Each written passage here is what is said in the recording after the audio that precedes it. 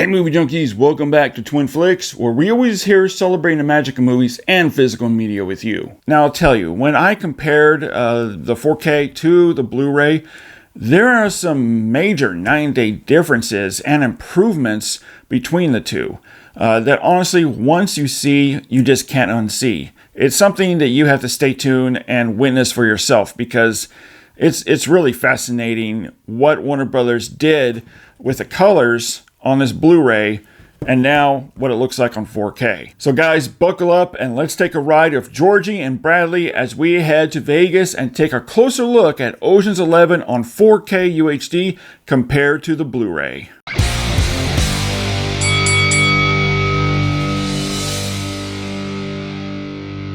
Now first, let's dive into the color reproduction, including some corrected colors. As examples here, Warner Brothers decided to add a green or teal hue over the image that affected different colors on the Blu-ray.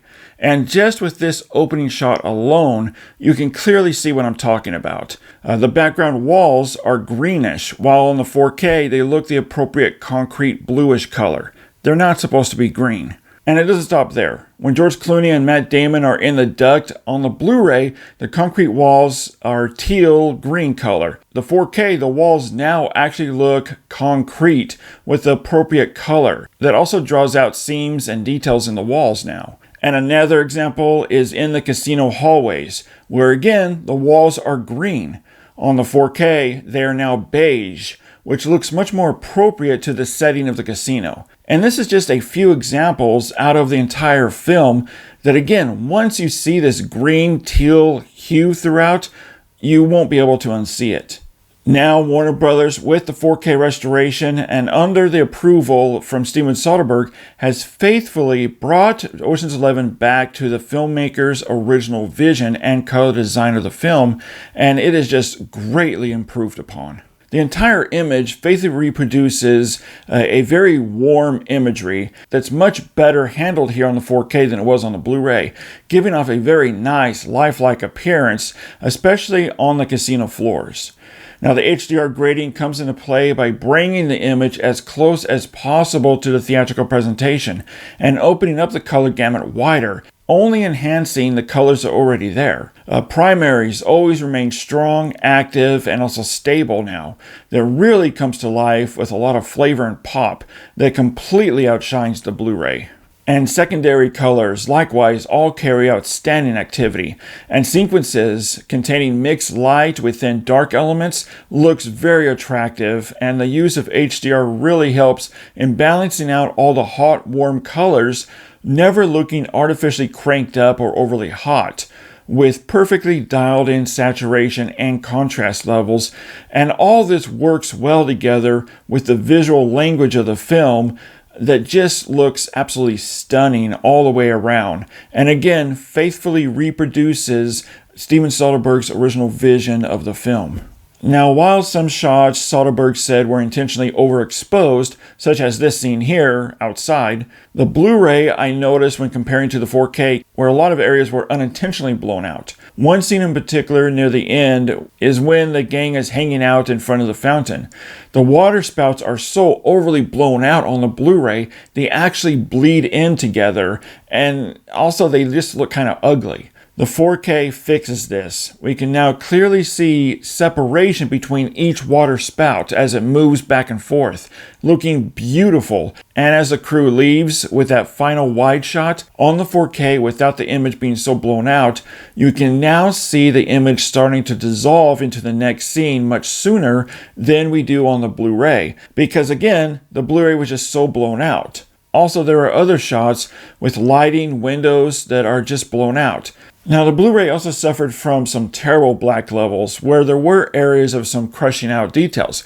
However, the worst area is just how bright the blacks are, along with some very weak shadows throughout the Blu-ray's presentation. To me, it honestly looks like they went in and dialed up the exposure. The best area you can really clearly see this is when the pinch blacks out Vegas. Just look how bright the blacks are, to the point of exposing all the miniature model work. Now with the deeper black levels on the 4K, this same shot looks much more appropriate now and hides the model work within the truer black night. Throughout the 4K presentation and with HDR grading, we have consistently beautiful resolved inky truer blacks, along with outstanding rich velvety shadow detail that brings a lot more delineation into the frame. Even picking up finer details, such as with facial textures captured under dim warm lighting, especially when George Clooney and Julia Roberts are talking to each other face to face.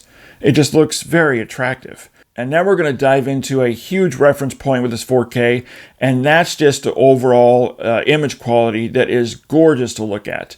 The 2160p higher resolution gives more finer lines that greatly improves the image, looking fresh, clean, and as razor sharp as it can be without any kind of artificial sharpening or smoothing done to the image. And this results in a very attractive and active presentation anywhere you look on the screen, showing off the rich, busy production design and the cinematography. Now the bitrate is in the mid 80s, and I saw it creep in and top out in the 100s Mbps, and this is also on a 100 gigabyte disk.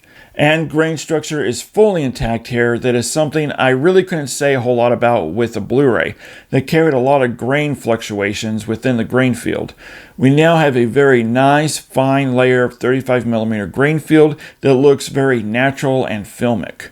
Guys, I'm going to say something that I never thought I would say, and that is Warner Brothers has outdone themselves with this one, and I applaud them for faithfully reproducing this film and taking the extra time and effort to really care about preserving this film for future generations. Alright, now let's dig into the audio presentation of Ocean's 11, and this also goes with 12 and 13. The audio also gets a very nice upgrade from the Blu-ray's really mediocre, now very dated Dolby Digital 5.1 track, and the 4K now has a new DTS HD lossless 5.1 mix sourced from the film's original audio track, which was also overseen by the original sound mixer and sound editor Larry Blake. And this is a hell of a banger 5.1 mix that completely complements the visual style and tone of the film. This is a very crisp and very impressive mix, and while yes, the film is more front-end heavy, we still have the occasional surround effects, mainly within the casino, that carries a lot of rear channel activity. And also some really great movement and panning from the rears to the front channels, giving some really nice immersion. The film's funk score sounds more dynamic, with more fidelity and punch to this film score. Dialogue is rendered perfectly clear and crisp, with even the occasional off-screen dialogue I noticed in the surround channels. Alright, so my score for Warner Brothers 4K UHD presentation of Ocean's 11, and this also goes for 12 and 13, a resounding overall 5 out of 5 for video and audio, and this is definitely a must-own or a definite upgrade from your Blu-ray. Alright, but now here's the real test. Head over to the comment section and let me know. When you look at the differences here between the two formats, the Blu-ray and this new 4K UHD, which do you like better? Or do you see much comparison at all? Head over to the comment section and let me know. And as always, guys, thanks so much for hanging out with me for a few minutes here as we talk about Ocean's 11 on 4K UHD, comparing it to the Blu-ray. And as always, keep physical media alive, and we'll see you next time with another 4K versus Blu-ray comparison.